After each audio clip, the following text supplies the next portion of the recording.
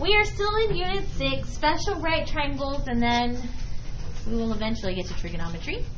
We already did Pythagorean Theorem, where we talked about a Pythagorean triple is just 3 integers, whole numbers, that make up a right triangle, that always work in a squared plus b squared equals c squared. And then on Friday we talked about if we're making a shortcut, we said if we want to find the hypotenuse, it's the square root of my 2 legs squared added together. And if we want to find the leg, it's the square root of my hypotenuse, the difference between my hypotenuse squared and the other leg squared. So we subtracted for a leg, we added for a hypotenuse. Then yesterday we looked at the converse, and we said if a triangle, we're not sure if we have a right triangle, we look at the biggest side, because if it's a right triangle, that would be my hypotenuse. And we tested for a squared plus b squared, does that equal c squared? If the side that's supposed to be c squared is too big, then the triangle's obtuse. If it's just right, they equal each other, then it's a right triangle. If the side that's supposed to be the c squared is too small, then it's an acute triangle. So that's what we've done so far. Today we're going to look at a pattern that happens with a specific right triangle. Okay? And that is the 45, 45, 90 triangle. First, we're going to talk about where exactly it comes from. So I have a square. I actually have 2 squares. It says sketch 1 diagonal in each square below. So you can either sketch the negative diagonal or the positive diagonal. It doesn't matter which one you want to sketch. I'm going to go with the positive diagonal in one triangle. And then in the other triangle, you can either do the vertical diagonal or the horizontal diagonal. I'm going to go with horizontal. Okay. Then, because I know my sides are congruent, since it's a square, since I know the sides are congruent, and I know I have 90 degrees here because it's a square, I have a little isosceles triangles, which means those 2 base angles have to be the same. So they have to both be 45, so that together I get 180 degrees. Now, because I have 2 sides congruent here to 2 sides congruent here, and the angle in between is both 90, the 2 triangles are congruent, which means they're all 45, 45, 90. That's going to happen in every single square. If you draw in one diagonal on a square, you're going to end up with 2 congruent 45, 45, 90 triangles.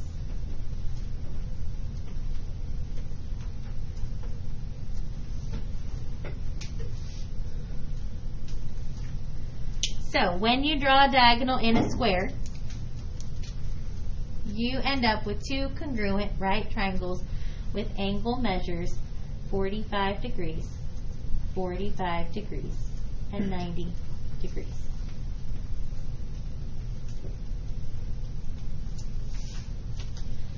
If we think about the legs on the resulting right triangles, what are we going to notice about the legs?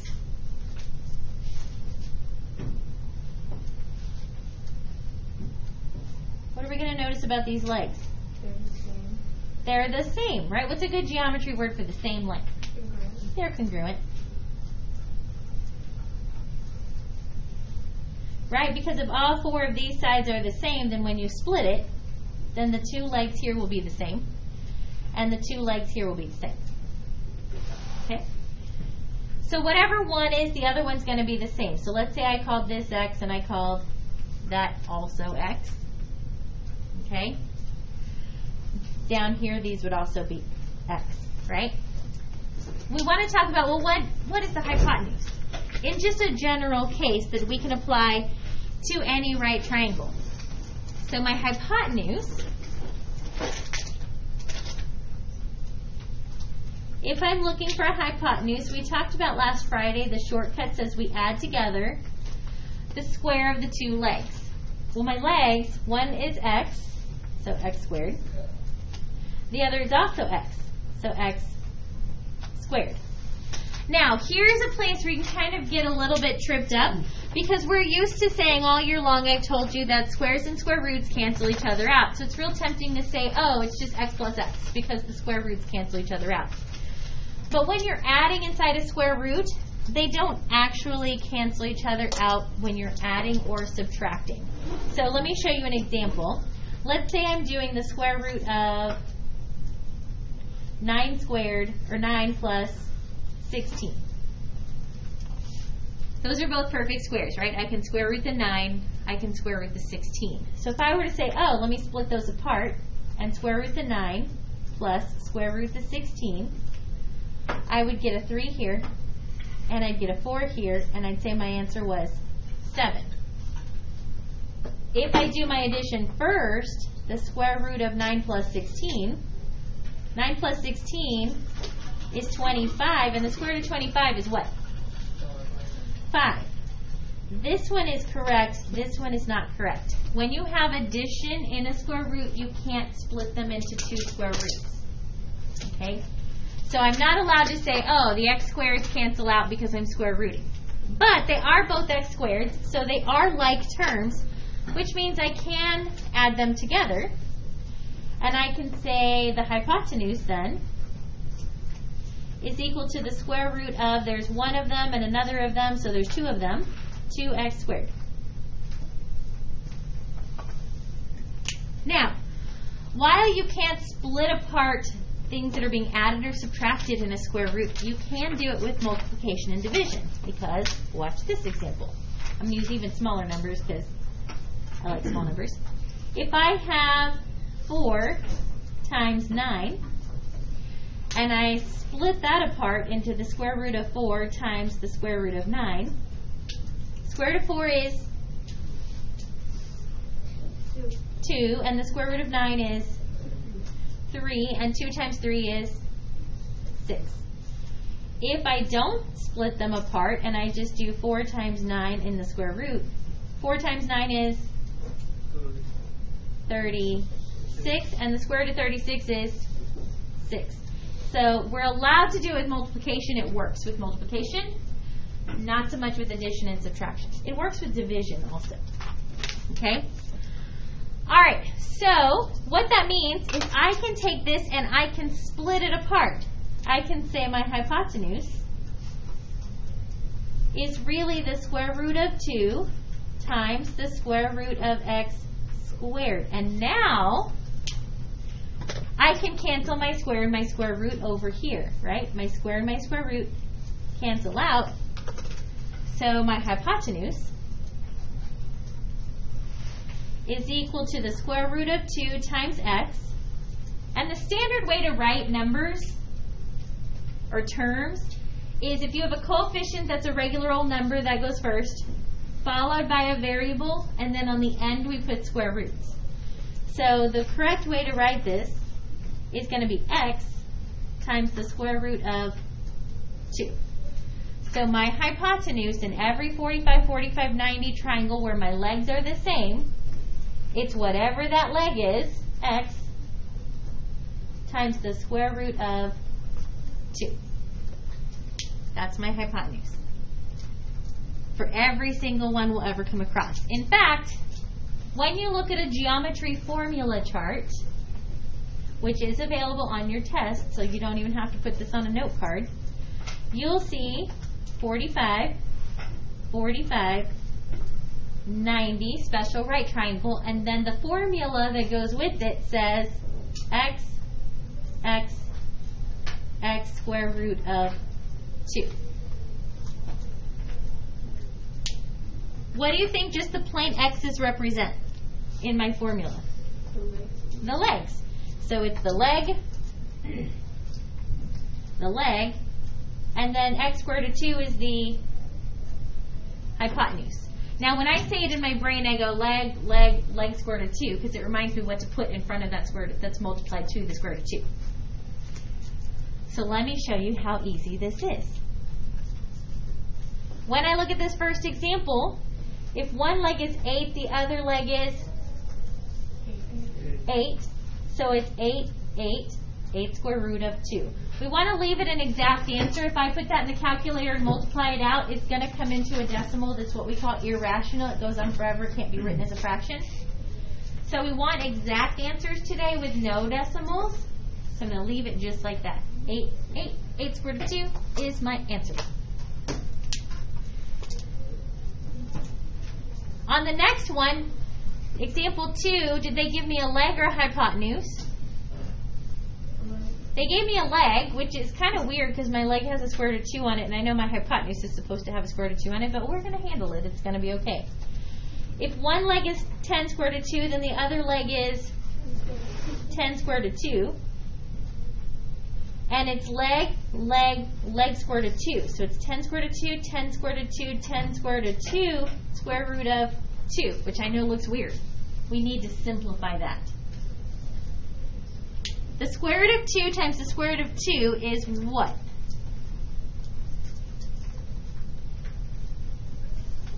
Square root of 2 times the square root of 2? 1. Square root of 4, right? So this is really 10 square roots of 4, but I know the square root of 4. What's the square root of 4? 2. So 10 times 2 is 20. So you do need to do that simplification. Eventually you'll learn that that's a pattern too. If your square root of 2 is in the wrong place, it's a pattern as well. Once you see it a few times, you might not have to do this little mathy part. Also, you kind of can see square root of 2 times square root of 2. If you multiply something to itself, we know that's squaring, right? So I'm squaring the square root of 2. And when you square square root, it cancels out. So that's why we end up just multiplying the 10 times the 2. Okay? Leg, leg, leg square root of 2. What's my leg in this picture? So leg, leg, leg square root of 2. 27, 27, 27, square root of 2. Easy peasy. If your square root of 2 is in the right place, it's really simple. If it's not, you just have to do a little simplifying. Okay? Questions on 1, 2, or 3? Okay. Number 4, is that 18 square root of 2 a leg or a hypotenuse? A leg.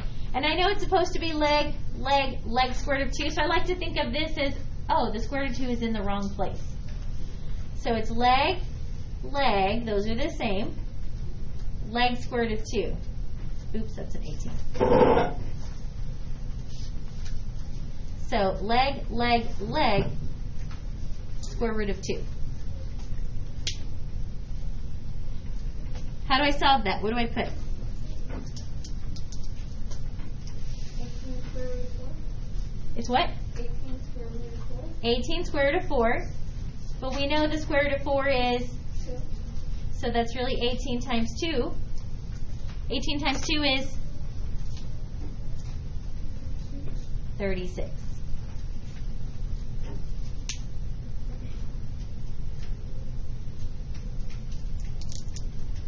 Okay? The next one leg is 11. What's the other leg? 11. What's the hypotenuse? 11, 11, 11 square root of 2.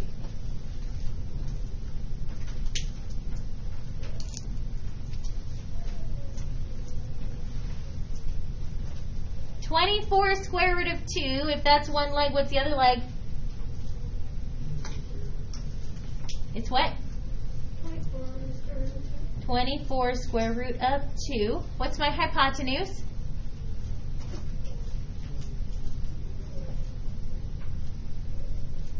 (24 square root of 2, 24 square root of 2.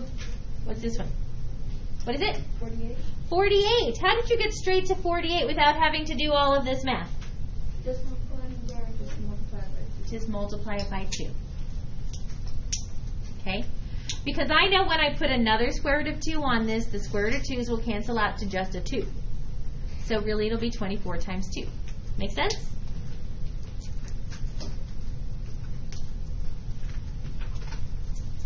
All of these problems that I've given you so far, the first 6, we've started with a leg. Okay? And so if you look at the pattern, we had 8, 8, 8 square root of 2. If my square root of 2 is not on the hypotenuse, if my square root of 2 is on the legs, then we end up doubling the coefficient to the square root to find our hypotenuse, right? And then here 27, 27, 27 square root of 2. Here, the square root of 2 is in the wrong place, so we end up doubling the coefficient to get to the hypotenuse. 11, 11, 11 square root of 2. Here, my square root of 2 is in the wrong place, so we end up doubling that coefficient to get to the 48. So it's kind of like two patterns.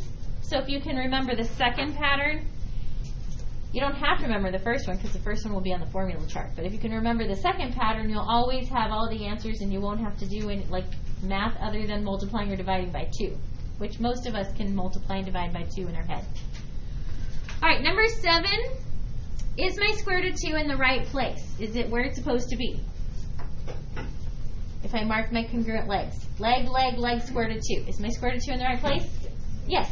So if it's leg, leg, leg, square root of 2, how long is my leg? 13. 13, 13, 13 square root of 2.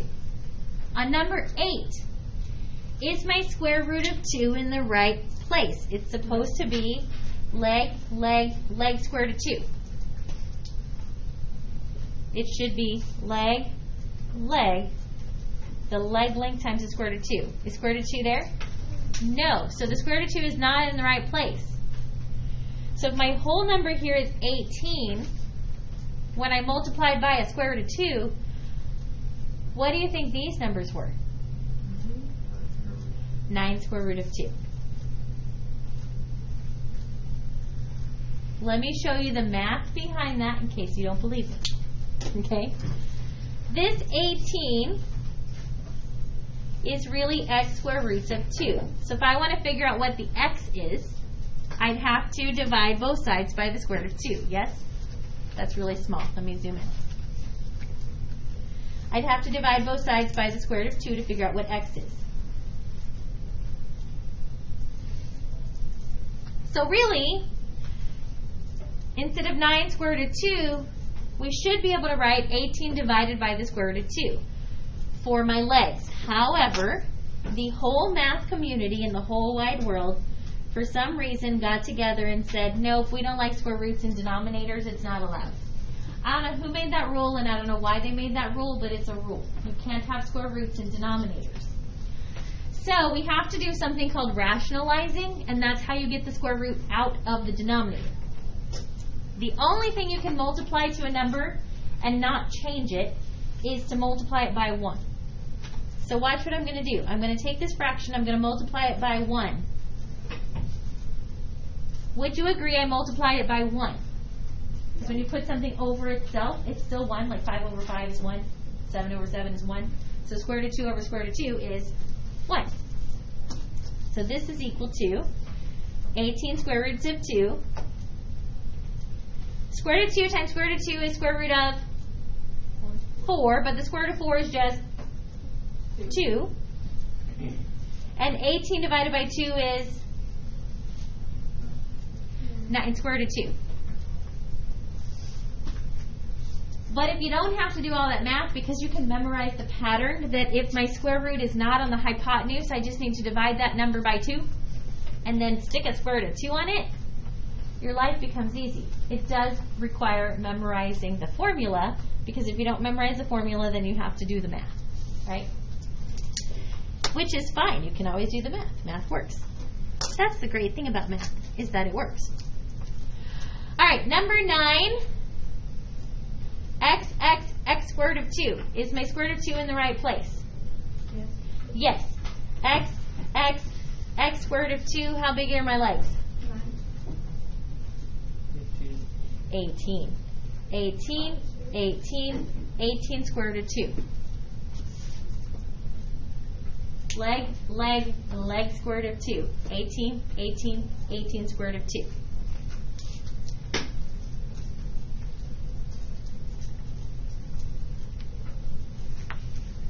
Number 10, leg, leg, leg square root of 2. Leg, leg, leg square root of 2. Is my square root of 2 in the right place? My square root of 2 is supposed to be on the hypotenuse. Do I have a square root of 2 on the hypotenuse? No. So when I work backwards and I take the square root out of it, what does it become when I go backwards?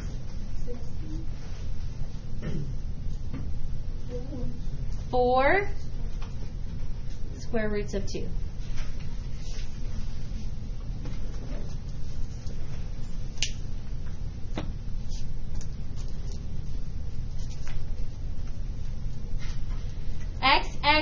square root of 2. X square root of 2. Is my square root of 2 in the right place? So what are my legs? 24.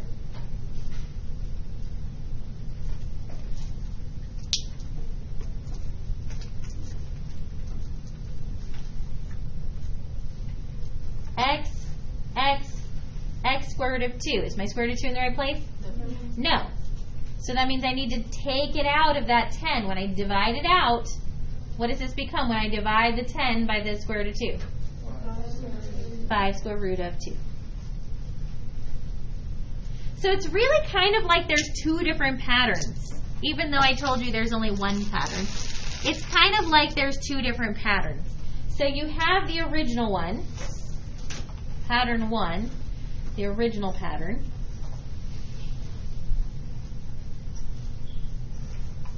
Which is the x square root of 2. And then you kind of have another pattern. I'll call it pattern 2. Where if you don't have a square root of 2, here on your hypotenuse, if you just have a plain old number, you have to take that number and do what to it to get to my legs? Divide it in half, right? You're really dividing by the square root of 2, so you divide it in half. And then square root of 2. If you don't want to think of it that way, watch this. They make markers that erase now too.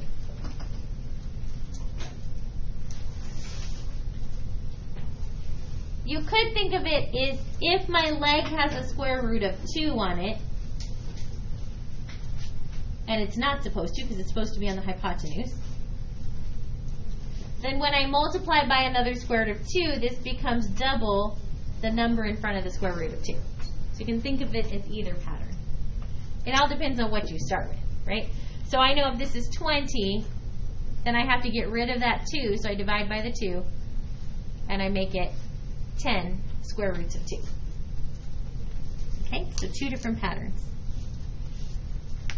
Here are a couple different examples. It says, find the diagonal of a square whose sides measure 24 meters. So I have a square. I know it's a square not because I drew it to look like a square, but because I'm going to mark it as a square. I'm going to give it a 90-degree angle and a diagonal, and 45, 45, and 90, and 45, 45. And I know if it's a square, all my sides are the same. I know it's a square because I marked it as a square. Okay, so now I know my sides are 24 meters. So all my sides are 24 meters. Since it's a square, they're all 24. If I want to find the diagonal, I really only need to look at one corner of the square. I don't need to look at the whole square. So if I look at just one corner of the square, and I know this is 24 and this is 24, leg square root of 2. 24, 24, what's my hypotenuse? Meters.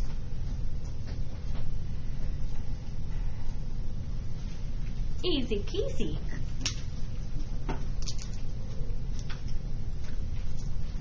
Alright, the last one, find the perimeter of a square whose diagonal is 18 centimeters. So my diagonal on my square is 18.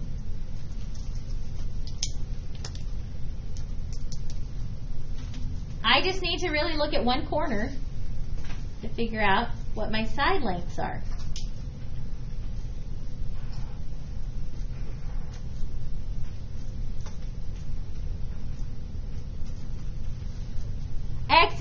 X square root of 2.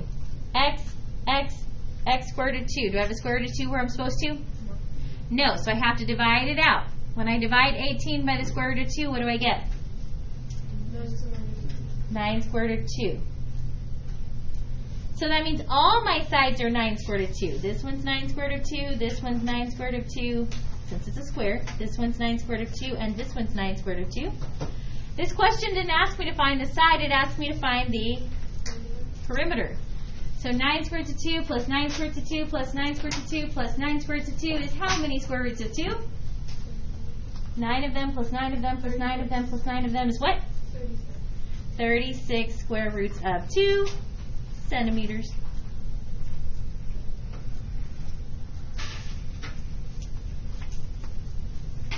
Questions? Comments? Concerns? Alright, so your assignment is in Schoology. Good luck.